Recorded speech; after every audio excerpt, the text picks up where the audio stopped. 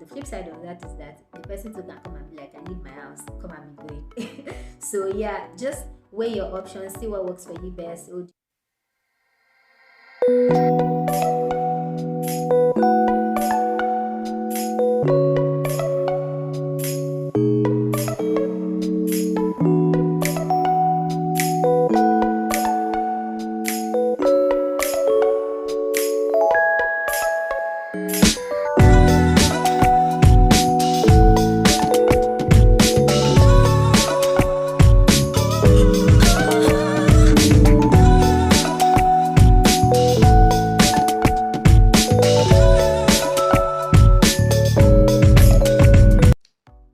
Salut to the monde. Welcome. Sava. How are you guys doing?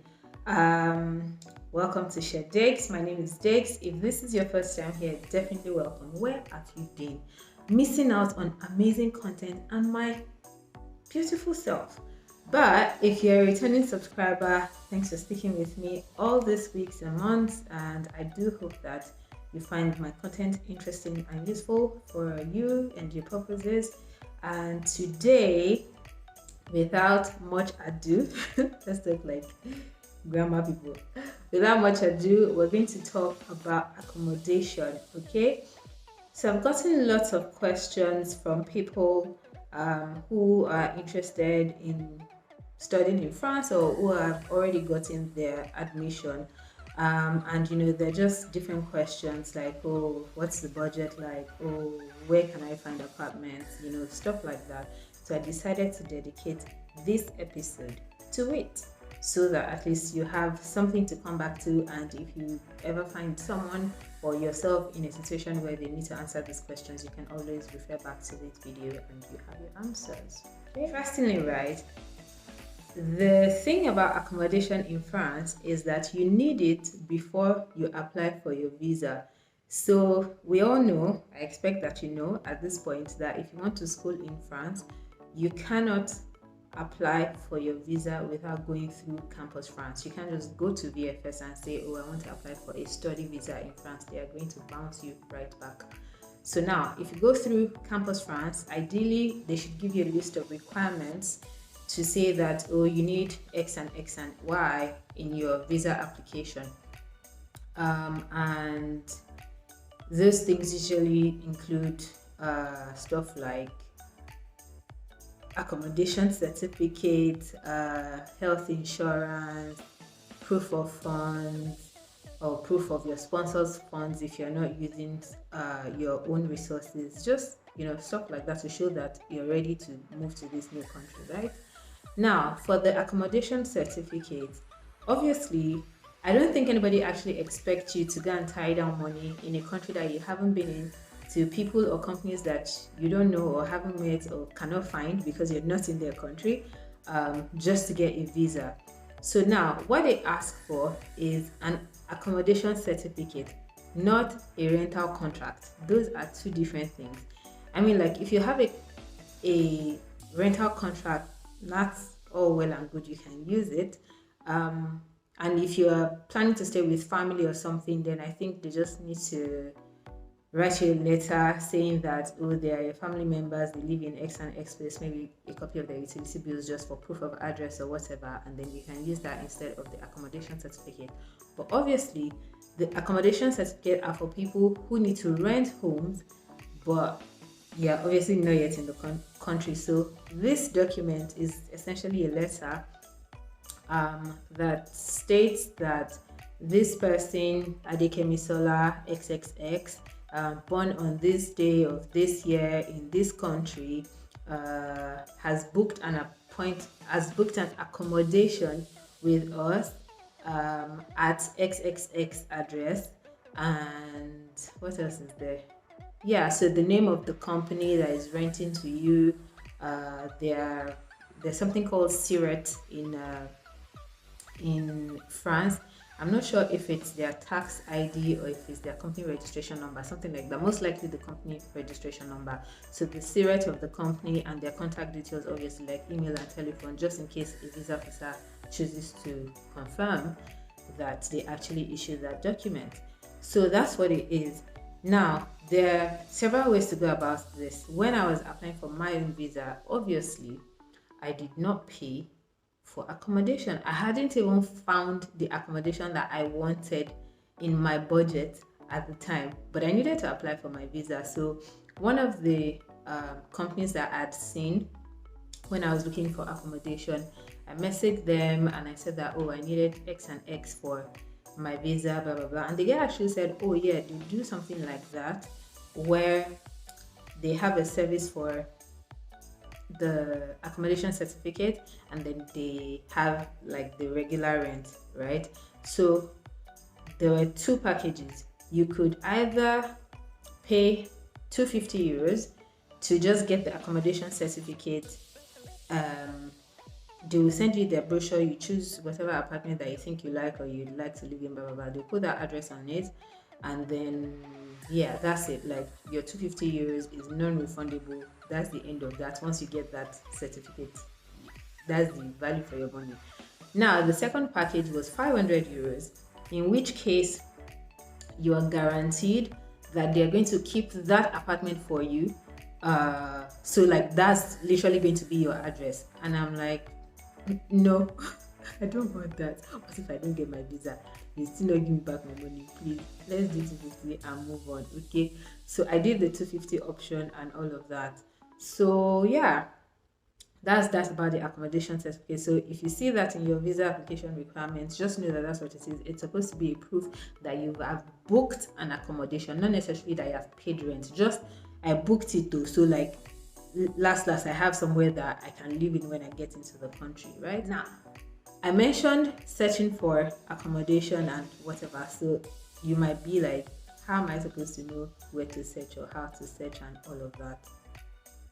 Ideally on paper, your school should give you some suggestions or a list of places where you can actually find accommodation. My school did, and I'm going to share some of those links and other places that I found out myself in the description box. So remember to say thank you to me and my school. So anyway, my school gave us like a long list of just real estate companies, their websites that basically provide accommodation for students. So like you go to the website, see the sizes that they have available, if they have any empty rooms, what the prices are, blah blah blah blah blah and all. So yeah, that's how you find accommodation. And then of course you can always do like a random Google search, rent in Paris, rent in Versailles, rent in Marseille, rent in Normandy, stuff like that, and see what comes up and whatever. Yeah. And obviously you don't necessarily have to stay in student accommodation. You can choose to stay in a regular apartment building if you are able to find one that suits your budget, the size that you want, and stuff like that. You can choose to live with family. There's some of these websites where they do like homestays, so it's not an empty house. You're essentially renting a room in a family house, right? And what they say is that it helps your immersion, like maybe I saw one that had like different packages. You could literally pay for like just your bed and you have a room to yourself, but of course you can interact with family, it helps with your French and whatever. You could also pay for I think bread and breakfast, or bread and I said bread bed and breakfast, or bed and dinner, something like that. And you could choose whether 3 times a week or every day of the week or something, in which case you've already paid it as part of your rent, or you are paying it as part of your rent, since rent is monthly, but then the family is then obligated to make you either breakfast or dinner sometimes in a week, depending on what you subscribe to and all that. I thought it was interesting. I actually saw some really nice houses that were really dope, and I was like, I can definitely see myself living in that room. But then again, I was like, I'm new in the country. I do not want to live with strangers that don't even speak my language, because maybe on some level they too are trying to use you to teach themselves or their children English so that they don't have to pay like a teacher or a babysitter. I'm like, I don't want to do that. What if they're psychopath? What if they're, like it could literally go really good or just be there, or go really bad. I wasn't just in the mind space for that. So I'm like, nah, I definitely want to live alone. Like, I don't even want to share space with peers, like other students or whatever. I do not want to live with anybody that I don't know. Okay. So yeah, there's that option as well. There are like really interesting things. People share houses. There, I saw one. Oh my god, I saw one. I think I saw like 5 bedrooms, 2 bathrooms in the same house. I was like, uh-huh. What? So like you're literally going to give us like this bungalow or duplex or whatever it is with 5 bedrooms occupied by 5 different people, and then you only give us 2 bathrooms. So when we have classes in the morning or wherever it is that we have to go to, or somebody's tummy is running, or somebody wants to pee or whatever, we literally have to line up to use the restroom. Who goes first? Who hurries who up? Like it was just, I was like, nah, I cannot. Like I cannot. And then there's a way I like my things to be like, I do not want to get into my bathroom and it's dirty and things are just thrown everywhere. Like I will lose it. And of course, if somebody is your housemate, I mean, you expect a level of neatness or organization from them, but like you're not the boss of them, so you can't just be like, so you have to clean this place today, so do that, do that. I'm like, I just, this is not my destiny, I cannot. So yeah, there's that as well. So it depends on really what you're open to and what your budget is. Obviously, a house that you share with 4 extra people is going to be cheaper than a house that you share with 1 extra person, or a house that you take by yourself, right? So like it all depends, which takes me to the issue of budget. One eternity later. Actually, I take that back. Before I go to budget, I want to talk about the kind of accommodation that you should look for. So I've mentioned some of it in my previous whatever that I talked about, but when you're searching for accommodation, you should definitely filter by size, distance to your school, and such things. Maybe distance to the city center if stuff like that interests you. But so not to be too generic, right? In Paris, there are shops everywhere. So from the big supermarkets to the city supermarket, so like the huge departmental stores usually have like the baby ones that are on just streets, and you see things like Carrefour City, or what's the other one? Yeah, just like Carrefour City or Humphrey City, something like that, that are just like on streets. They're not the big ones that have like multiple floors and stuff.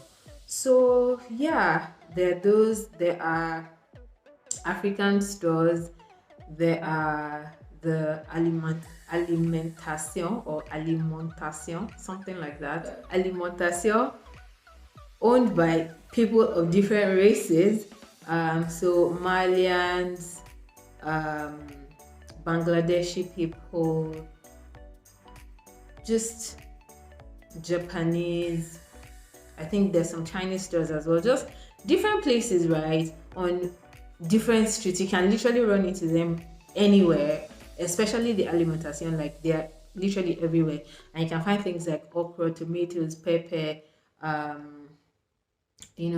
grains that Africans are used to, beans and things like that.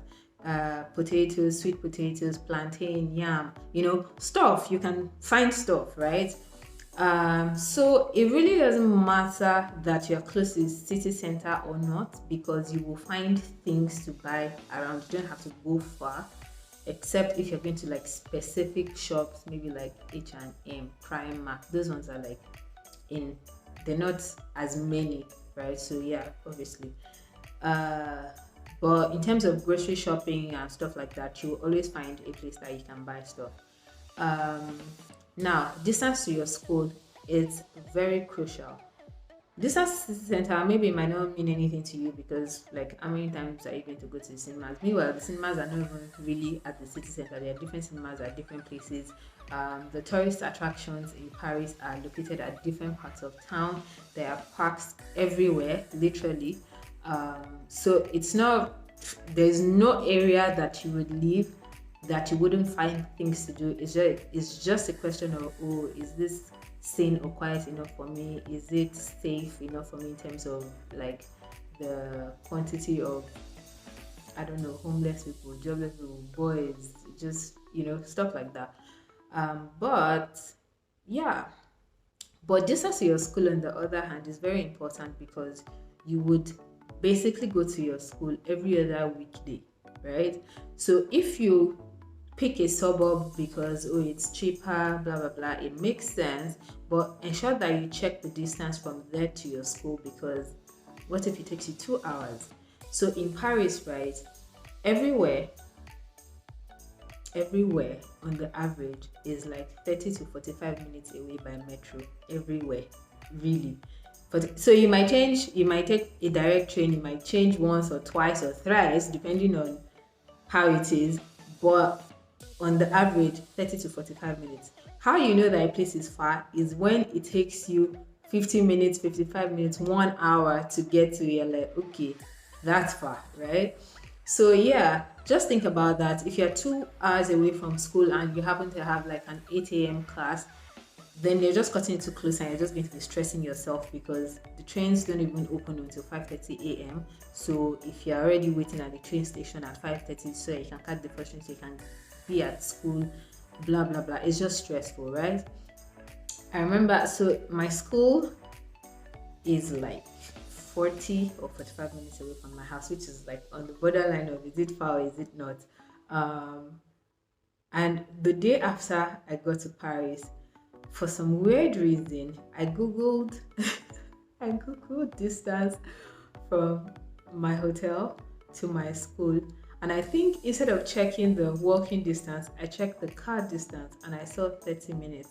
I just said to myself that, oh, it's not far now. I'm just going to walk it and just stroll, see the environment and stuff. And then I started walking. Oh my god. Every time I remember that day, like, I just laugh. I started walking and walking and walking. So obviously after I checked, I just switched off the Google Maps and I was just going like in the general direction that, oh, when I get to a point I'll check. And then I checked again. At this time I was then seeing the walking distance and I was seeing 60 minutes. I was like, it's not possible because I've been walking for a long time. So I was not like, oh my god, I didn't check the right mode of transportation and all that. So it was a question of, do I want to find a metro station and just go? But I was like, do you know what? I've already come this far, I might as well finish it. So I saw a park, like a square with park benches. So I just sat down, rested for like 10 minutes, just looked around, took pictures, whatever. And remember, it was winter, so, and then masks were still compulsory. So I was wearing a mask, like the cold wind was blowing my face, my nose was running, but I was like, today we do this. So thankfully I was wearing sneakers, otherwise I would have like died. So eventually I walked to school. I got there, it took me 90 minutes, and then I got to school and I realized that the course that I actually came for was online that day. And I was like, how did I miss that? Like, I literally checked my timetable and I did not see distance yet. How? What is wrong with me today? Like, why am I not seeing things? But anyway, so I just chilled in school, found a workplace, and then just joined with my laptop when it was time for the class and all that. And then when it finished, I went back. So yeah, distance is very important, okay? Do not be too far away from your school and all that. After a while, I found out like there were this, what we call barracks in Nigeria. There were this like really many high rises around my school. Like, there were many. They're not the same building, but they were so close together and so many. I was like, there are probably like 1,000 apartments in this place. Like, there were many. So I was thinking to myself that it would have been nice if I actually got an apartment here. I wouldn't like to live in that kind of place, but just knowing that all I have to do to get to school is just come down and walk 2 minutes and I'm already at the gate of my school, like, that would be epic and perfect. And it would save me a lot of money anyway. Like, I could get away without even buying any transport card any month. Like, anybody that wants to hang out with me should come to my area. or something. But yeah, on a serious note, just ensure that you're not too far away from school, because you might have things to do uh, often, and it wouldn't make sense if you have to travel 2 hours each way to get there and back each time. Now, to the budget. People are always like, oh, how much are houses in Paris? Well, they go from, I think I saw on a WhatsApp group one time that somebody said maybe they were paying, I don't know what they said they were paying, maybe 150 euros or something. Like, I was shocked. I was like, I wonder what that house would be like. So yeah, it could literally go from 150 euros to like 5,000 euros. Of course, 5,000 euros is not for one studio student apartment, but just to let you know, like, houses can be as expensive as they can be. So I don't think that's the right question to ask, to say how much are houses or are apartments. The right question, or the right way to approach it, would be, what is your budget? So that when you're looking at an apartment building, a company that gives apartments or whatever, then you're filtering. A lot of them have filters with like price, area, blah blah blah. So you can filter by your own budget to say, oh, my budget is 400 euros per month, my budget is 500 euros per month, or whatever, and then see if they have that. If they don't, quickly dust your slippers and be on your merry way to the next one. Okay, so you don't waste time and all. So yeah, and then also there are things to check for, like check whether there are services included in your rent and what those services are. So sometimes you see things like 550 euros per month plus services. Sometimes you see 550 euros per month sans services, that's without services. So like, if it's without services, that means they expect you to pay for everything by yourself. If it's with services, sometimes they cover everything, sometimes they don't, depending on how expensive it is, or the kind of apartment, or who the landlord is. But when it includes services, ensure that you ask what kind of services it is. So does it cover internet, electricity, laundry, what else is there? Some apartments have gym, parking spaces for bicycles and cars. What else is there? Water, just stuff. Just know exactly what you're getting yourself into, and before you go and give your money to somebody, because once you sign the rental contract, ideally the contracts are usually for 1 year. So ideally, either you max out your contract or you move, but you still have to give either 1 month or 3 month notice. I saw on the government website that if you can only give 1 month's notice if maybe you're leaving to go and do an internship, or you finish school and you're leaving the country. But if you are just moving within France, like, oh, I don't like this place again, I want to move to another place, you should give them 3 months. And so I'm like, who will do that? Like 3 months, 3 months ago, I did not know that I wanted to leave this place there, but now I know I was going to do it. I do not have 3 months to give you. Like, I don't understand. But yeah, just bear that in mind, that it might not be like, oh, you get hired today and then tomorrow you can X. You have to give them notice and stuff. And once you give the notice, you cannot change the end date. Okay, so you can't be like, oh, the apartment I wanted to move to, something now happened, they cannot now let me come again on the 1st of July, so can I stay 1 extra week? Like, they will bounce you. So yeah, be sure that your exit date is your exit date before you give that note. Now, talking about the rental contract itself, the question is, must you get a rental contract? Simple answer, no, you mustn't. There are people that I know that do not have rental contracts, but the rental contracts also has its benefits. One, it protects you. You're sure that whatever it is that you're doing is legal. Nobody can just come and send you out without notice as well. I think it's illegal for